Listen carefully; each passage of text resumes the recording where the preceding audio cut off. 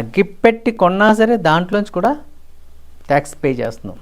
అలాంటి డబ్బులతో వీళ్ళు విలాసవంతమైన జీవితం, ఒక్కళ్ళు కాదు, ఏ పొలిటీషియన్ అయినా తీసుకోండి, వీళ్ళకి ఏంటంటే special security, special cars, special convoy, మళ్ళా టోల్ గేట్ల దగ్గర మళ్ళీ వీళ్ళు యుద్ధాలు చేస్తూ ఉంటారు. విఐపీ కల్చర్ కావాలి, వీళ్ళు వస్తే అందరూ తప్పుకోవాలి, సైరన్లు వేసుకెళ్ళిపోతారు. సైరన్ అయితే ఎస్కాట్ వెహికల్ సైరన్ వేస్తే పర్లేదు, సొంత వెహికల్లో కూడా సైరన్ వేసుకొని, ఈవెన్ నేను చూశాను ఎమ్మెల్యేలతో ట్రావెల్ చేసినప్పుడు వాళ్ళ చేతిలో బట్టన్ ఉంటుంది, డ్రైవర్ పక్కన డ్రైవర్కి హార్న్ కాదు వీడు వాడతాడు. సో ఇలాంటి విఐపీ కల్చర్ని డిమాండ్ చేయడం అనేది ఎంతవరకు కరెక్ట్ చెప్పండి. వీళ్ళు ఒక ఆఫీసెస్లో కట్లరీ, కప్స్, అదేవిధంగా అక్కడ ఉండే furniture crores of rupees, lakhs of rupees దీని మీద స్పెండ్ చేస్తున్నారు. ఎవరు? Public money.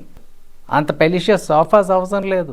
సో ఇదంతా ఆర్భాటం, గార్డెన్ మెయింటెనెన్స్ ఇవన్నీ ఎవరు అడిగారండి? యాక్చువల్గా ప్రజాసొమ్ము.